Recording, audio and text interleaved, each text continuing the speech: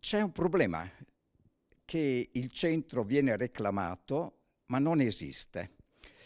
La Democrazia Cristiana, di cui mi onoro di essere commissario regionale, ha inteso stabilire una regola, abbracciare altri centri per fare in modo di diventare massa critica. Avanti al centro contro gli opposti estremismi, diceva un tale qualche anno fa, quando l'idea stessa della democrazia cristiana come polo attrattore è diventata un motore in grado di interessare i moderati degli schieramenti di destra e sinistra.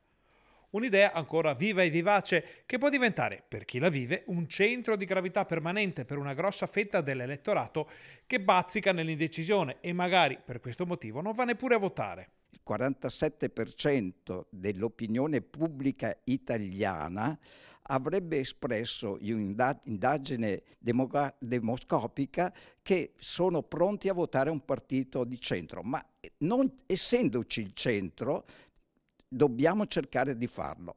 La democrazia cristiana entra quindi nel progetto Noi Moderati assieme ad altri soggetti, i cui simboli vengono per ora parcheggiati per aggregarsi dentro un unico polo e sottoporre all'elettorato veneto un embrione di centro in grado poi di guardare, appunto, tanto a destra quanto a sinistra.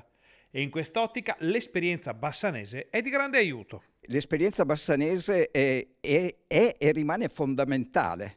Il nostro 2% preso allora è stato determinante per il risultato a Bassano e in questo caso noi continueremo però aumentando la forza d'urto con questa iniziativa della propulsione democristiana dentro questo centro. Non abbandoniamo assolutamente l'idea democratico-cristiana. Cosa succederà quindi in vista delle imminenti regionali?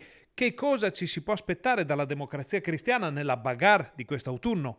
E soprattutto, qual è il mantra della DC bassanese in questa prospettiva? Non pensare al risultato, ma alla funzione che la politica deve avere. I risultati verranno, ma è anche una forma di capacità di rizollare la terra di una comunità che il più delle volte è portata a vedere l'uomo piuttosto che il simbolo.